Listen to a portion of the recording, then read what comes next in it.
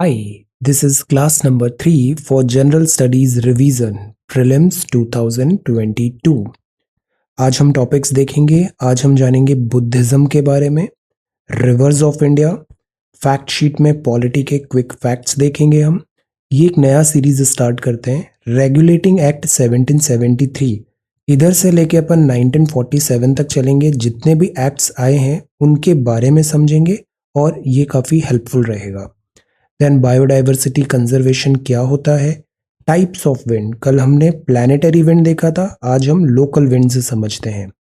ICJ और ICC ये news में बहुत बना हुआ है, court of justice, criminal court. Then what is Quad and what is US Indo Pacific strategy, wetlands क्या होती हैं एंड कोलेरू लेक। और आज हम जानेंगे रानी गैंडुली के बारे में, फ्रीडम फाइटर्स। ये सारे 11 टॉपिक्स हम अगले 30 मिनट में पढ़ने वाले हैं। Okay, so let us begin with Buddhism. See, जो बुद्धिज्म है और जैनिज्म है, इससे हर साल सवाल आते हैं। बुद्धिज्म एंड जैनिज्म, ये जो दोनों पार्ट है ये एंशिएंट इंडिया का है, एंशिएंट इंडिया। और इससे जो सवाल आते हैं ना, एट टाइम्स वो डिफिकल्ट लग सकते हैं, बट अगर इजी आ रहे हैं या मॉडरेट आ रहे हैं तो वो गलत नहीं होने चाहिए। बुद्धिज्म एंड जैनिज्म, तो इसका जो बेसिक्स है वो यहाँ पे अपन एक बार क्विकली देखते हैं। इसका एक और एडवांस्ड वर्जन होगा, वो कुछ दिनों बाद अपन देखेंगे। तो बुद्धिज्म और जैनिज्म हम बहुत अच्छे से तैयार करने वाले हैं। तो जैसे क्विक ग्लांस देखते हैं, बुद्धिज्म में जो गौतम बुद्धा थे उनका नाम था सिद्धार्थ, स्पिरिचुअल नेम था गौतम बुद्धा। 536 बीसी में आपका बर्थ हुआ था, लुम्बिनी विलेज नियर कपिल वस्तु में। ये किस राज्य में है? टेल, आज के मॉडर्न डे स्टेट कपिल वस्तु।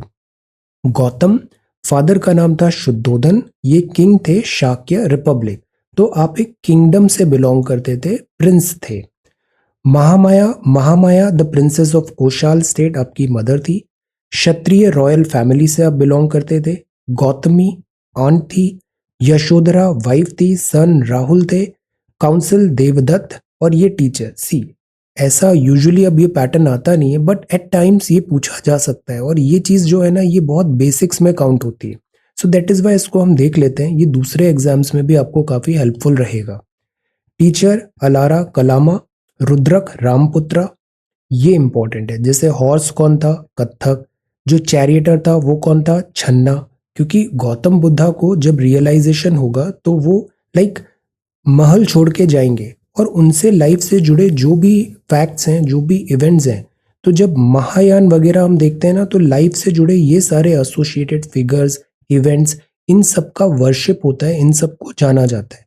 तो ये सारी चीजें हमें नाम पता होने चाहिए।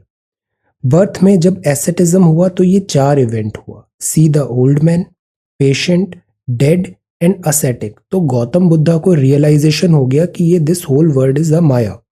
Left home at the age of 29 years, और इसी को बोला जाता है Mahabhinishkramana, great going forth. This is that 29 years of age. फिर इसके बाद उनके कंपेनियन होते हैं अंज, असाजी, वापा, महानम, बादिया एंड कौंद्रेन्या। अब ये इंपॉर्टेंट है, सेलियंट फीचर्स, जैसे nirvana, attend nirvana at the age of 35। तो 29 to 35 उन्होंने तब किया, देन निर्वाणा मिला। Under the banyan tree on the bank of river Niranjana, under the banyan tree on the bank of river Niranjana. जो फर्स्ट सरमन था वो सारनाथ में दिया था, इसको बोला जाता है धर्म चक्र प्रवर्तन, धर्म चक्र प्रवर्तन सारनाथ। सर्टेन सिंबल्स है, जैसे बर्थ है वो लोटस, बुल है तो वो जो great going forth, this is their, horse, bull and horse. Then nirvana जो है वो बनियान ट्री है, महापरिनिर्वाण है स्तूपा। ये चीज भी हमें पता होना चाहिए, इससे सवाल आए हैं। बर्थ मतलब लोटस, बुल मतलब बुल, लोटस, बुल मतलब महाभिनिष्क्रमण, हॉर्स, निर्वाण मतलब बनियान ट्री, महापरिनिर्वाण मतलब stupa. Okay, then some prominent disciples हैं यहाँ पे, जिसमें आनंद और उपाली का नाम काफी ऊपर है। फीमेल मेंबर्स भी यहाँ पे हैं। सवाल आया था क्या जो विहार होते थे वहाँ फीमेल मेंबर्स अलाउड थी या नहीं थी। और देन कुशीनगर यूपी 486 बीसी में, तो जो डेथ होती है उसको बोलते हैं महापरिनिर्वाण, महापरिनिर्वाण। इससे स्कैर नहीं होना है, ये मैं पूरा अभी शेयर कर रहा हूँ, इसको क्विकली देखना है एक बार, एक जस्ट कर्सरी ग्लांस में देखना है, ताकि एट टाइम्स अगर ऑप्शंस आ रहे हैं तो आप उसको एलिमिनेट कर पाओ, कुछ क्लिक हो पाए, तो ये चीज हेल्प होती है एट टाइम्स। तो ये था बुद्धिज्म के बहुत बेसिक फैक्ट्स। ये 4 नोबल ट्रुथ हैं, ये याद होने चाहिए: दुखा, समुदाय, निरोध और मागा। दुखा मतलब the truth of suffering, the truth of origin of suffering है समुदाय, निरोध होता है the truth of the end of suffering, और मागा होता है the truth of the path to end of suffering. मतलब दुख है, उसका ओरिजिन क्या है, उसका सॉल्यूशन क्या है, और उस सॉल्यूशन को पाना। सो ये 4 नोबल ट्रुथ है, और ये 4 कंडक्ट है, 8 फोल्ड पाथ है: right view, right intention, right speech, right action, right livelihood, right effort, right concentration and right mindfulness. Okay, तो ये बेसिक फैक्ट्स हैं, जस्ट क्विकली एक बार गो थ्रू कर लीजिएगा। 4 नोबल ट्रुथ हैं, 8 फोल्ड पाथ है, और जैसे 2013 का ये सवाल है, ये टेलीग्राम पे भी सवाल पूछा था, ये आंसर नहीं है, ऑफिशियल आंसर की मैं दिया था: the extinction of the flame of desire, which one of the following describe concept of निर्वाण। तो निर्वाण बताया गया है, एक्सटेंशन मतलब फ्लेम ऑफ डिजायर एटसेट्रा नहीं है, फ्री, सो दैट इज निर्वाण। ओके, तो ये चीज है बुद्धिज्म। ओके, अब हम बात करते हैं रिवर्स का। सी, ये है हमारा इंडिया, जो एनसीईआरटी में जो रिवर्स चैप्टर है, ये बहुत इंपॉर्टेंट चैप्टर है, ड्रेनेज का चैप्टर। इसको आप अच्छे से पढ़ना, हर सवाल रिवर का इससे सॉल्व हुआ है पिछले 10 साल का, तो दिस इज दैट इंपॉर्टेंट। अगर रिवर्स की बात करें तो हमारे यहाँ प्राइमरली 3 रिवर सिस्टम है। ये है इंडस, फिर ये है यमुना, गंगा, ब्रह्मपुत्रा, नीचे फिर ये डेक्कन का सारा आ जाता है। तो ये 3 हमारे यहाँ प्राइमरली हैं। ये जो ग्रीन लाइन दिख रही है ना, इसको रिवर डिवाइड बोलते हैं। River divide, river divide, river divide का मतलब ये होता है लेफ्ट की रिवर अलग हो गई, राइट की रिवर अलग हो गई। ये रिवर सारी जा रही है इधर बे ऑफ बंगाल में, ये रिवर सारी जा रही है अरेबियन सी में। तो ये हो गया river divide, this is river divide. अब यहाँ पे आपको एक एक्सेप्शन दिख रहा है, रिवर डिवाइड ऐसे जा रहा है, क्यों जा रहा है? बिकॉज यहाँ पर रिफ्ट वैली आ गई है, और रिफ्ट वैली में नर्मदा और तापी रिवर है, तो ये रिवर बे ऑफ बंगाल जाने के बजाय अरेबियन सी की तरफ मूव कर रही है। Okay, let us quickly go through the rivers name पे। ये जैसे इंडस है, Indus, this is Indus, see Indus valley civilisation. ये जो पंजाब है, बेसिकली 5 रिवर के कारण पंजाब था: झेलम, चेनाब, रावी, सतलज, और यहाँ पे ब्यास रिवर है। तो ये जो है दिस इज इंपॉर्टेंट, इसका सवाल इसलिए भी इंपॉर्टेंट है बिकॉज रिसेंटली जो Indus valley river water sharing है वो बहुत न्यूज में है। जब यहाँ पे टेररिज्म एक्टिविटी का इशू आया था तो इस रिवर वाटर शेयरिंग पे फिर से रिविजिट करने की बात आई थी। तो this is Indus river and Indus river. अब आप ये बताओ, आईवीसी में इंडस वाटर शेयरिंग ट्रीटी में कौन सी रिवर एक्सक्लूसिवली पाकिस्तान को है, और कौन सी river exclusive unlimited use India को है? 3 रिवर इधर है और 3 रिवर यहाँ पर है। This is Indus water treaty. अब आता है ये रिवर वाटर डिवाइड। यहाँ राजस्थान में है लूनी रिवर, साबरमती रिवर, माही रिवर, ये सीधा समुद्र में मिल रही है ये सारी यहाँ पर। देन अगर हम इस साइड आते हैं तो गैंगेटिक में पड़ता है ये Ganga river, this is Ganga river. अब गंगा रिवर ऐसे चल रही है, हम इस डायरेक्शन में जा रहे हैं, तो इधर से जो मिलेगा ट्रिब्यूट देगा वो लेफ्ट बैंक ट्रिब्यूटरी हो जाएगा। जो राइट से ऐसे आ रहा है वो हो जाएगा right bank, left bank, right bank, अगर डायरेक्शन ये है। तो गंगा ऐसे आ रही है, तो ये गोमती, घाघरा, गंडक, कोसी, कोसी, दिस इज कोसी। तो ये कहाँ? नेपाल से इंडिया आ रही है। अगर नीचे देखें अपन, राइट बैंक देखें, तो यमुना रिवर यहाँ आ रही है। यमुना फिर चंबल, सिंध, बेतवा, केन और बेतवा इंटरलिंकिंग की बात है। ये सारा रिवर लेके प्रयागराज में यमुना मिल रही है गंगा से। फिर हम आगे बढ़ते हैं तो सोन रिवर है, अगेन ये राइट से आ रही है, इधर बिहार, पटना के पहले। फिर ये गंगा रिवर ऐसे जा रही है, हुगली इधर आ जाएगी और ये चली जाएगी बांग्लादेश में। तो ये जो सिस्टम हुआ ये हुआ गंगा का। सिमिलरली ये ब्रह्मपुत्रा का है। इसको ना यहाँ मैप में क्विकली दिया है, बट इस चैप्टर को एक बार अच्छे से पढ़ना, इसका वीडियो भी बना हुआ है, इससे सवाल स्ट्रेट फॉरवर्ड आएंगे। Dihang river, Lohit river, Dhansiri river, ये सारी ब्रह्मपुत्रा की ट्रिब्यूटरीज है। तो ब्रह्मपुत्रा, गंगा, यमुना, दिस इज इंडस, और नीचे अगर अपन आएंगे तो जैसे ये महानदी रिवर है, फिर ये पेन गंगा, गोदावरी, कृष्णा, तुंगभद्रा, कावेरी रिवर नीचे, तो यहाँ प्राइमरली वाटर डिवाइड दिया है और ये इंपॉर्टेंट रिवर्स है। अब इनकी ट्रिब्यूटरीज वगैरह सवाल आते हैं और इसके लिए हमें रेफर करना है India physical environment chapter number 3। Have a watch, एक बार इस वीडियो को आप देखना, physical environment. Okay, so this is rivers. अब हम फैक्ट शीट देखते हैं पॉलिटी की। See, Indian National Congress started quit India movement after the failure of Cripps mission. Cripps mission fail हुआ, 1942 में क्विट इंडिया मूवमेंट स्टार्ट हुआ। गांधी जी ने call दिया था डू और डाई, जो पॉपुलरली कहा जाता है क्विट इंडिया मूवमेंट, डू और die, quit India movement. B N Rao साहब थे, एक्ट किए थे constitutional adviser to the constituent assembly, constitutional adviser to the constituent assembly, doctor B N Rao. Sachchidanand Sinha ji ने एक्ट किया था provisional president of the constituent assembly, provisional president doctor Sachchidanand Sinha. Chairman of the drafting committee जिन्होंने constitution बनाया, उनका नाम क्या है? B R Ambedkar साहब। How much time did the constituent assembly take to prepare the constitution of India? Answer क्या है? 2 साल 11 महीने 18 दिन। एम एन रॉय साहब ने सबसे पहले दिया था idea of a constitution for India, idea of a constitution for India. Article 1 जो है इंडिया का, वो क्या बोलता है? India has been described under article 1 of the constitution as union of states, union of states. 26 नवंबर 1949, 2 डेट है, एक 26 जनवरी और ये नवंबर, कंफ्यूज नहीं होना है। 26 नवंबर 1949 सिग्निफिकेंट डे है कॉन्स्टिट्यूशनल हिस्ट्री में, because constitution was adopted on this day. हमारे कॉन्स्टिट्यूशन में वी जो लिखा हुआ है प्रीएम्बल में, वी द पीपल, तो वी का मतलब क्या होता है? Citizen of India.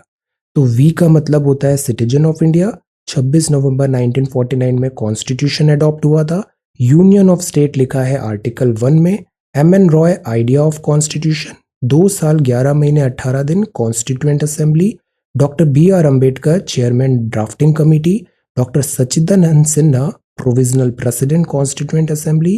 Doctor B N Rao constitutional adviser. Quit India movement do और die, Cripps mission quit India. तो ये क्विक फैक्ट्स हैं, 30 हो गए, इसको अपन आगे कंटिन्यू करेंगे। ओके, अब एक और सीरीज में अपन देखते हैं, जैसे 1947 देन कॉन्स्टिट्यूशन बनेगा, बट इसका प्रोसेस पहले ही स्टार्ट हो गया था। तो ये सारे एक्ट्स अपन 1 बाय 1 पूरे आगे कवर करेंगे। तो कॉन्स्टिट्यूशनल डेवलपमेंट इंडिया का 2 डिस्टिंक्ट फेज में हम बता सकते हैं। ईस्ट इंडिया कंपनी 65 से 1858, 1857 में होता है रिवोल्ट, और इसके बाद ब्रिटिश क्राउन आता है 58 टू 1947। तो एक्चुअली जो इंडिया का कॉन्स्टिट्यूशन बना उसमें ये सारे एलिमेंट्स आपको नजर आएंगे फ्रॉम दिस 65 टू से 47 तक। East India Company rule them, there were 2 sets of legislation. एक होता था regulation. Actually East India Company तो एक प्राइवेट कंपनी थी, क्राउन था वो गवर्नमेंट था, तो वो ईस्ट इंडिया कंपनी को रेगुलेट करने के लिए रेगुलेटिंग एक्ट्स लाती थी। तो रेगुलेट करना मतलब नियंत्रण करना, aimed at regulating the operation of the east India company, east India company को रेगुलेट करने के लिए, administration of the Indian territory. दूसरे आते थे चार्टर एक्ट, ये फिर ट्रेडिंग और दूसरे आ जाएंगे, trading rights east India company को कवर करेंगे, रेगुलेशंस लाएंगे। तो रेगुलेटिंग एक्ट और charter act, trading rights of the east India company के लिए चार्टर एक्ट वगैरह, और फिर उसके बाद गवर्नमेंट ऑफ इंडिया एक्ट वगैरह आगे आएंगे। तो अपन 1773 से स्टार्ट करते हैं, इसको अपन 1947 तक कंटिन्यू करेंगे। ओके, तो आज अपन पढ़ते हैं रेगुलेटिंग एक्ट ऑफ 1773। तो जो सरकमस्टेंसेस क्या थे, 73 का टाइम था, grant of Diwani rights to East India Company by the Indian rulers. तो इसी टाइम पे जो ईस्ट इंडिया कंपनी थी, जो मर्चेंट थी, मर्चेंट से वो दीवानी राइट्स भी लेने लग गई, रूलर बनने लग गई। तो grant of Diwani rights to East India Company by the Indian ruler. अब रेगुलेटिंग एक्ट के क्या फीचर्स हैं important? Governor of Bengal made governor general of the company in India. तो जो बंगाल गवर्नर था वो अब गवर्नर जनरल बन जाएगा इंडिया का, of the company in India. Governor जो मद्रास और बॉम्बे के थे वो सबऑर्डिनेट हो जाएंगे दिस बंगाल पे। तो मद्रास और बॉम्बे सबऑर्डिनेट हो गया बंगाल पे। तो देखो अभी क्या हो रहा है, सेंट्रलाइजेशन टेंडेंसी बढ़ने लग गई है। सेंट्रलाइजेशन टेंडेंसी बढ़ेगी, फिर जब 57 होगा उसके बाद डिसेंट्रलाइजेशन टेंडेंसी बढ़ेगी, और फिर डिसेंट्रलाइजेशन टेंडेंसी का पीक आएगा 1935। तो पहले सेंट्रलाइजेशन होगा, फिर डिसेंट्रलाइजेशन होगा। 4 मेंबर काउंसिल असिस्ट होंगे गवर्नर जनरल में। Supreme court, this is very important, supreme court बनेगी independent of the governor general and the council. कहां पर? कैलकाटा में। तो 1773 के 4 इंपॉर्टेंट फीचर्स हैं। गवर्नर जो बंगाल था, governor general of this India बनाया। मद्रास बॉम्बे सबऑर्डिनेट हो गए बंगाल। 4 मेंबर का काउंसिल बना गवर्नर जनरल को असिस्ट करने के लिए, और सुप्रीम कोर्ट बना 1773 कैलकाटा में। तो जैसे ये हुआ, गवर्नर बंगाल को गवर्नर जनरल बनाया, तो कंपनी का ये अटेम्प्ट था कि जो कंपनी है इसका एडमिनिस्ट्रेशन को कंट्रोल करे। बाद में इधर बड़े करप्शन चार्जेस एटसेट्रा भी आएंगे। सो ये फर्स्ट अटेम्प्ट था ब्रिटिश गवर्नमेंट का, because East India Company irregular भी वर्क करने लग गई थी। No power to governor general against his council, तो फ्रिक्शन होगा। अब इसी को आगे चल के अमेंडमेंट होगा। तो एक्चुअली जो कॉन्स्टिट्यूशन बनता है ना, ये हिट एंड मिस से बनता है। कुछ चीज करेक्ट हुआ तो उसको कंटिन्यू करना है, कुछ चीज खराब हुआ उसको रिजेक्ट कर देना है। इस तरीके से रिफाइनमेंट आया है कॉन्स्टिट्यूशन में। सुप्रीम कोर्ट का जुरिस्डिक्शन भी अभी क्लैरिफाई नहीं था। तो ये 1773 है। 4 इंपॉर्टेंट बातें याद रखना है। Governor general India, Madras Bombay subordinate, 4 member का काउंसिल, और सुप्रीम कोर्ट बना था कैलकाटा में 1773। अब जो 5th पॉइंट है वो है बायोडाइवर्सिटी कंजर्वेशन। कंजर्वेशन 2 टाइप से हो सकते हैं, इन सीटू, एक्स सीटू। इन मतलब जहां पर है उधर ही कंजर्वेशन हो रहा है। एक्स मतलब उस स्पीशीज को कहीं बाहर ले जाके कंजर्व कर रहे हैं। इससे प्रीलिम्स में कई बार सवाल आए हैं, बायोडाइवर्सिटी कंजर्वेशन। इन सीटू मतलब जैसे स्पीशीज ए है, स्पीशीज ए को खतरा हो रहा है, तो स्पीशीज ए को उसी के घर पे जाके आप कंजर्व करोगे तो इन सीटू होगा। जैसे नेशनल पार्क, टाइगर है, उसको टाइगर को नेशनल पार्क में ही प्रोटेक्शन दे रहे हैं, तो ये इन सीटू हुआ। बायोस्फीयर रिजर्व है, इधर तो एनिमल्स भी हैं, ट्राइबल्स भी हैं, नेचर भी है, तो ये भी इन सीटू हुआ। टेरेस्ट्रियल भी हो सकता है और मैरीन बायोस्फीयर भी हो सकता है। सैक्रेड लेक्स हैं एंड फॉरेस्ट है, सोसाइटीज इसको काफी पवित्र मानती है, रिलीजियस बिलीफ होते हैं, तो वो सैक्रेड ग्रूव्स भी हो सकते हैं, लेक्स एंड फॉरेस्ट। तो idea is a species threatened है और ए स्पीशीज को एक ही जगह पर ही हमें प्रोटेक्ट करना है, तो वो होगा in situ conservation. Ex situ क्या होगा? जैसे उस स्पीशीज को उठा के जू में रख दिया, बोटेनिकल गार्डन या फिर एक्वेरियम एटसेट्रा में, तो ये एक्स हुआ, उसको निकाल के बाहर लेके गए, एग्जिट हुआ वहां पे, x. Seed bank, gene bank, तो ये हुआ एक्स। सैक्रेड प्लांट्स अगर कहीं ले जाके लगा रहे तो वो एक्स सीटू। एक्स मतलब स्पीशीज का एग्जिट हो गया है उसके घर से, तो ये सारे एक्स सीटू। इन सीटू मतलब वहीं पर उसका कंजर्वेशन हो रहा है, तो बायोडाइवर्सिटी कंजर्वेशन। कल हमने पढ़ा था प्लैनेटरी विंड्स। तो देखो, विंड होती है, प्रेशर एरिया ए हाई है, प्रेशर एरिया बी कम है, तो ए टू बी विंड फ्लो होगा, सिंपल। अब ये विंड का सर्कुलेशन एक्स एक्सिस में भी है, वाई एक्सिस में भी है, ह्यूज स्केल में है, लोकलाइज्ड भी है, तो उसके अकॉर्डिंग टाइप्स ऑफ विंड बनती है। तो विंड्स जो होती है लार्ज स्केल में भी हो सकती है, से प्लैनेटरी विंड्स हो गई, जैसे कल हमने trade wind, westerlies, polar winds पढ़ा। फिर कुछ पीरियोडिक हो सकती है, सीजनल विंड हो गई, जैसे मानसून पहले ऐसे चलेगा फिर रिवर्स हो जाएगा, पीरियोडिक, सीजनल। कुछ लोकल विंड्स हो सकती है जो पर्टिकुलर एरिया में कंटेन्ड है। लैंड एंड सी ब्रीज होती है, बिकॉज हमें पता है स्पेसिफिक जो हीट है लैंड, वाटर और लैंड का डिफरेंट है, तो जब ये सम डे और नाइट में टेम्परेचर चेंज होगा तो विंड भी ऐसे चेंज होती है, तो वो होता है लैंड एंड सी ब्रीज। तो ये विंड्स के पैटर्न है, ये प्लैनेट लेवल पे, ये पीरियोडिक है, ये लोकल है। ये कुछ इंपॉर्टेंट नाम है, इसको भी डरना नहीं है, इसको मैं शेयर करूंगा, एक क्विक गो थ्रू कर लेना ताकि ये सवाल आए तो गलत नहीं हो। फोहन कहाँ पर है? एल्प्स में है। एल्प्स, एल्प्स किस कॉन्टिनेंट में है? Answer Alps. चिनूक कहाँ है? इस नाम का एक हेलीकॉप्टर भी हमने लिया है, ये वॉर्म है। फोहन भी वॉर्म है, ये रॉकीज में है, तो ये यूएसए हो गया। काल बैसाखी वॉर्म है, ये नॉर्थ इंडिया में। बर्ज आती है, वॉर्म है, साउथ अफ्रीका में। जोंडा वॉर्म है, एंडीज में है। एंडीज किस कॉन्टिनेंट में है? आंसर लू, समर में लू चलती है इंडियन सब कॉन्टिनेंट नॉर्दर्न में, तो दिस इज लू। सेंटा एना क्या है? वॉर्म है, ये सदर्न कैलिफोर्निया में। अभी जो California Silicon City, Silicon Valley, वहां इसका बड़ा थ्रेट आया था। Santa Ana coastal southern warm wind. Southerly चलती है Wales buster, New South Wales में। खामसन, खामसन कहाँ पर है? इजिप्ट में है। हरमटन, इसको डॉक्टर विंड भी बोलते हैं, ये गिनिया कोस्ट में, ये अफ्रीका है ना, तो इधर है ये गिनिया कोस्ट में हरमटन। मिस्ट्रल कोल्ड है, ये साउथ ईस्ट फ्रांस में है। सामून ईरान की है। पर्ग रशिया की है। लेवेंटर फ्रांस की है। पैम्परो साउथ अमेरिका है। नॉर्वेस्टर न्यूजीलैंड है। और हरमटन दिस सहारा में भी है एक। तो ये जो है ये सारी है local winds, they are restricted at a particular part of geography, particular part of earth. तो लोकल विंड्स ये भी एक बार क्विकली गो थ्रू करिएगा, सब याद हो जाएगा, एक या दो बार पढ़ना है, ये रिमेंबर सारा मेमोरी में आ जाएगा। ओके, दी आइडिया इज कि इससे रिलेटेड कोई मैच द फॉलोइंग आ जाए तो ये जो चीज है ना ये सेटर्स है, ये गलत नहीं होने चाहिए। Okay, types of wind, local winds.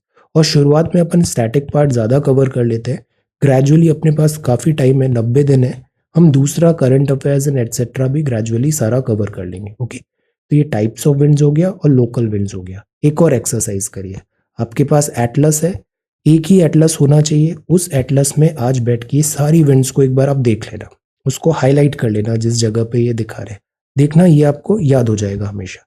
Revision का ऐसा होता है जैसे आज पढ़ा है, विद इन 12 आवर्स एक बार और देख लो, 12 आवर्स बाद एक बार और रिवाइज कर लो, फिर ये मेमोरी में रिटेन होता है फिर। Okay, types of winds, local winds. अब जैसे बात हो रही है रशिया क्राइम कर रहा है, इंटरनेशनल कोर्ट जस्टिस और आईसीसी, इनमें क्या डिफरेंस होता है? तो ये आईसीजी है, जैसे यूनाइटेड नेशंस में अपन ने आंसर राइटिंग किया था, तो इंटरनेशनल कोर्ट ऑफ जस्टिस है, और ये है इंटरनेशनल क्रिमिनल कोर्ट। दोनों में थोड़ा डिफरेंस होता है, अक्सर हम कंफ्यूज हो जाते हैं। आईसीजी है, ये पुराना बॉडी है, यूनाइटेड नेशंस का है, ऑफिशियल कोर्ट है यूएन का, इसको वर्ल्ड कोर्ट बोलते हैं। इसका लोकेशन हाग नीदरलैंड में है। ये पार्टीज एडवाइजरी, तो मतलब ये यूएन के मैंडेट में वर्क करता है, वर्ल्ड का कोर्ट है।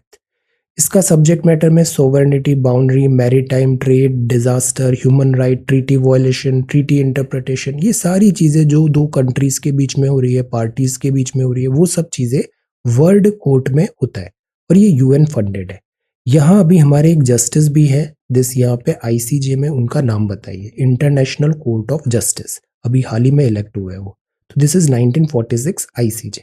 ये जो है वो क्रिमिनल कोर्ट है, क्रिमिनल कोर्ट है, ये 2002 में बना है। ये इंडिपेंडेंट है यूएन से, रिसीव केस रेफरल आ सकते हैं यूएनएससी में, but it is not as such कि वो यूएन का पार्ट है। ये भी हाग नीदरलैंड में है।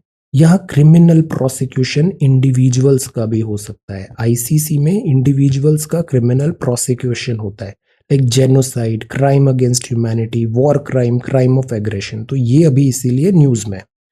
तो इसके लिए एक रोम स्टैचू भी होता है, यूएन वॉलेंटरी कॉन्ट्रीब्यूशंस भी यहाँ पे आ सकते हैं। तो this is specifically about crime, नाम में ही लिखा है क्रिमिनल कोर्ट, और ये है जस्टिस। जस्टिस इन सब सब्जेक्ट मैटर्स का हो सकता है, सोवरेनिटी, बाउंड्री, मैरीटाइम एटसेट्रा, और ये यूएन का बकायदा पार्ट है, वर्ल्ड कोर्ट है।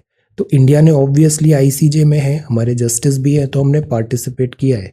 अब बताओ इंडिया ने आईसीसी का मेंबर है क्या? आईसीसी का इंडिया, क्या हमने ये रोम स्टैचू साइन किया है, यस और नो? ओके, तो ये डिफरेंस याद रखना है, आईसीजे और आईसीसी, ये अभी न्यूज में है बिकॉज दिस, ये जो वॉर रिलेटेड क्राइम्स एटसेट्रा अभी न्यूज में, तो आईसीजे वर्सेस आईसीसी। ओके, अब एक और मुद्दा चल रहा है, वो है क्वाड का। क्वाड क्या है? क्वाड का मतलब होता है चार। तो चार डेमोक्रेसी है, इंडिया, ऑस्ट्रेलिया, यूएस और जापान। ये लाइक माइंडेड कंट्री हैं, डेमोक्रेसी है, तो उन्होंने ग्रुपिंग बना लिया, उसको बोला क्वाड। ये कॉमन ग्राउंड ढूंढ रहे हैं, being democratic nation, common interest देख रहे हैं। अब देखो, हमें ये नहीं बोलना है कि quad is like against China, या फिर क्वाड एक मिलिट्री अलायंस है, नो, क्वाड एक बहुत वाइड रेंज ऑफ सब्जेक्ट्स को कवर कर रहा है, क्वाड लाइक माइंडेड कंट्रीज का है। तो क्वाड जो है वो 4 डेमोक्रेसी है, शेयर्ड ऑब्जेक्टिव्स हैं इनके, free, open, prosperous, Indo Pacific region. ये हम इसलिए देख रहे हैं बिकॉज आजकल ना इस टाइप के सवाल आ रहे हैं, जो स्टेटमेंट होते हैं ना वो भी आरसी टाइप लगते हैं, तो दैट इज वाई ये सब हमें पता होना चाहिए। कि ऐसा लिख दिया कि quad is a military alliance, तो no, quad is not a military alliance, ये है शेयर्ड वैल्यू ऑफ डेमोक्रेसी। ये Japanese prime minister Shinzo Abe 2007 में इन्होंने आइडिया दिया था, ग्रेजुअली फिर ये आया। अब अंडर करेंट तो चाइनीज है काउंटर, बट ये ऐसा ऑफिशियली अब नहीं लिखते हैं, क्वेश्चंस में ऐसा नहीं आता है। तो this is about independent countries हैं, डेमोक्रेटिक कंट्रीज हैं, फ्री ओपन रिसोर्सेज हैं, प्रॉस्परस है। 2017 में क्वाड्रिलेटरल कोalition बना। अभी जो मालाबार एक्सरसाइज हुआ उसमें ऑस्ट्रेलिया को भी इनवाइट किया था, India, Australia, US and Japan. अब एक और टर्म न्यूज में चल रहा है, तो देखो ये तो क्वाड हो गया, ये USA, Australia, India and Japan, quad.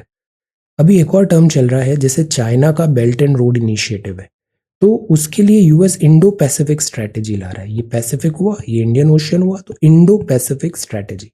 अब यहाँ पे जैसे बेल्ट एंड रोड है, BRI, तो आप बताओ बेल्ट इनमें से क्या है? बेल्ट लैंड पे है या बेल्ट सी पे है? रोड लैंड पे है या रोड सी पे है? रोड तो लैंड लग रहा है ना, रोड है लैंड पे होगा, but is it true? Answer belt and road initiative, और ये है इंडिया की, दिस यूएस की इंडो पैसिफिक स्ट्रैटेजी। ये चाइना का one belt one road initiative है। ओके, अब वेटलैंड पे बात करते हैं। पिछले कुछ टाइम से वेटलैंड्स बहुत न्यूज में है। वेटलैंड रामसर कन्वेंशन भी इंपॉर्टेंट है, आगे हम रामसर की सारी साइट्स भी एक बार देखें। वेटलैंड क्या होता है? पानी भरा हुआ है वहां पे, that is wetland. Wetland inland हो सकता है, मतलब कॉन्टिनेंट के अंदर। कोस्टल वेटलैंड हो सकता है जो समुद्र के तटों पर है, इनलैंड एंड कोस्टल।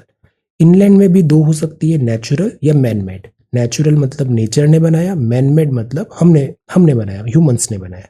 नेचुरल में लेक्स हैं, पॉन्ड्स हैं। ऑक्सबो लेक जो रिवर होती है ना, वो ऐसे मिएंडरिंग करती है, फिर ऐसे मिएंडरिंग करते करते वो कई बार ऐसा इस एरिया को भूल जाती है, वो ऐसे आ जाती है मिएंडरिंग के। अब ये जो एरिया है ये कट हो जाता है और यहाँ पर बन जाती है ऑक्सबो लेक, तो ये पानी बनता है ऑक्सबो लेक मिएंडरिंग। जो मिएंडरिंग होती है ये रिवर के किस स्टेज ऑफ लाइफ में होती है? यूथ, मैच्योर या फिर ओल्ड में? जनरली, एक्सेप्शन नहीं, जनरली। वाटर लॉक्ड हो गया, पानी भरा हुआ है, सीजनल है, स्वamp या मार्शी कंडीशन है, दलदल टाइप ऐसा, तो ये हो गया नेचुरल। मैनमेड क्या होते हैं? रिजर्वॉयर बनाए हमने, टैंक्स बनाए, वाटर लॉक्ड है, एश पाउंड है। हिमालय में हम जब ऐसे डैम्स बना रहे हैं तो वो मैनमेड है, और इसी बात पे इकोलॉजी का थ्रेट आ रहा है। हिमालय में मैनमेड स्ट्रक्चर वेटलैंड के। अब अगर कोस्टल बात करें तो इंडिया में ऐसे कोस्टल भी है। Okay, this is coastal. इधर बनती है एस्चुरी, रिवर जा रही है, ग्रेजुअली मिल रही है, एस्चुरी। लगून बनता है, डेल्टा सेडिमेंट डिपॉजिट कर रहा है, गैंगेटिक डेल्टा, ब्रह्म सुंदरबन डेल्टा, लगून नहीं, this is lagoon, delta is different, estuary है, दिस इज लगून। लगून क्या होता है? जैसे चिलिका का है, ये जैसे है, and this is Chilika. Okay, तो ये मतलब इनलैंड ही है बट नैरो ओपनिंग के साथ ये सी से कनेक्टेड है, तो दिस इज कॉल्ड लगून, ये लगून है। कल से मैं वीडियो थोड़ा जल्दी रिकॉर्ड करूंगा, लेट हो रहा है आज, तो दैट इज वाई अभी कल से थोड़ा बेटर करता हूँ, अर्ली रिकॉर्ड करूंगा। Okay, so this is lagoon. Lagoon क्या होता है? ऐसा होता है, this is lagoon. Okay, creek क्या होता है? जैसे गुजरात में ऐसे क्रीक ऐसे बनी हुई है, इनवर्ड ऐसा सी का आया है, that is creek. Back water क्या होता है? जैसे केरला में बैक वाटर है, ये भी क्या है? समुद्र का पानी है बट वो डिस्कनेक्टेड है, तो यहाँ पे फ्लो नहीं रहता इतना वाटर का, शांत पानी रहता है। तो केरला में बहुत ब्यूटीफुल है ये बैक वाटर में, यहाँ गया हूँ। यहाँ पे बोट रेस भी होती है, उसका नाम बताइए, एक बड़ी फेमस बोट रेस है बैक वाटर केरला। बे मतलब बे ऑफ बंगाल की बे। कोरल रीफ मतलब दिस कोरल रीफ, जैसे अपना मुन्नार में कोरल रीफ है साउथ में यहाँ पे, तो these are coral reef. Symbiotic relation, polyp and this coral reef. Tidal flat होते हैं जहाँ पे टाइड जैसे आ रहे हैं। मैनग्रोव्स हुए again West Bengal. Salt marsh होता है अगेन, खारे पानी का सॉल्ट मार्श ऐसे बन गया है। तो ये सब जो है ना, ये सारे बनते हैं कोस्टल एरिया में, कोस्टल एरिया में, तो ये कहलाते हैं नेचुरल दिस वेटलैंड। मैनमेड में सॉल्ट पेन्स और एक्वा कल्चर भी करते हैं यहाँ पे, हाइड्रोपोनिक्स एंड एक्वा कल्चर, तो these are manmade and natural. तो ये क्या हुए? वेटलैंड्स हो गए ये। ऑलराइट, अब एक बहुत इंपॉर्टेंट वेटलैंड है, इससे 3 बार सवाल आया है प्रीवियस ईयर क्वेश्चन में, और वो है Kolleru lake. This is very important और ये न्यूज में फिर बनी हुई है। तो कोलेरू लेक एक नेचुरल यूट्रोफिक लेक है। ये 2 मेजर रिवर बेसिन के बीच में है, गोदावरी और कृष्णा। तो ये आंध्रा की लेक है। ये एक हैबिटेट है रेसिडेंट और माइग्रेटरी बर्ड्स का, जिसमें वल्नरेबल ग्रे पेलिकन आता है, और फिशरी, एग्रीकल्चर, ये सारी चीज़ें यहाँ पे होती है। तो कोलेरू लेक कहाँ पर है? कोलेरू लेक है आंध्रा में। कौन सी 2 रिवर्स के बीच में है? गोदावरी और कृष्णा, और यहाँ पे माइग्रेटरी बर्ड्स भी आती है। इसके अलावा फिशरी, एग्रीकल्चर, ये सारी चीज़ें होता है। तो this is Kolleru lake. Then Kolleru lake में देखें तो जैसे ग्रेटर एडजुटेंट है, यहाँ पे लेसर एडजुटेंट, ये कुछ ऐसा दिखता है, ये एंडेंजर्ड है और ये वल्नरेबल है। ये लिस्ट भी हम अभी आगे तैयार करेंगे, IUCN रेड लिस्ट और critically endangered species flora and fauna का एक लिस्ट। ओके, तो ये कोलेरू हुआ। कोलेरू लेक का वैल्यूज एंड बेनिफिट क्या है, जैसे कल्चरल और स्पिरिचुअल इंपॉर्टेंस है, फिशरीज है, हैबिटेट फॉर माइग्रेटरी स्पीशीज है, एक्सट्रीम इवेंट्स होती है ना तो ये फ्लड बफर का काम करती है। लेक का है, अचानक खूब पानी आ गया तो बफर की तरह रोक लेगी, आगे फ्लडिंग को स्टॉप करेगी। टूरिज्म एंड रिक्रिएशन है। थ्रेट क्या है, एक्वाकल्चर अगर ज्यादा हो रहा है, हाइड्रोलॉजिकल रिजीम ऑल्टरेशन हो रहा है, पानी का पैटर्न चेंज हो रहा है, इन्वेजिव स्पीशीज आ रही है, पॉल्यूशन है, रजीम फ्रेगमेंटेशन है और सिल्टेशन है। ये जो एरिया हम देख रहे हैं ना, ये बहुत आजकल इस टाइप के सवाल बहुत आ रहे हैं कि एक एमसीक्यू दे दिया, थ्रेट में आपको जैसे ये बता दिया कि इन्वेजिव स्पीशीज प्रोलिफरेशन क्या थ्रेट हो सकता है लेक इकोलॉजी के लिए, तो यस ये होता है और ये कोलेरू में हो रहा है। क्या रजीम फ्रेगमेंटेशन एक थ्रेट है, yes this is a threat. ऐसे 4-5 स्टेटमेंट होंगे, यू हैव टू टेल कौन सा करेक्ट है या नहीं। अब बिकॉज ये MOEFCC का डेटा है तो ये सारे पॉइंट्स हम वैलिडली बोल सकते हैं, वैलिड मैनर में ये ऐसा है। Values, benefit and threats.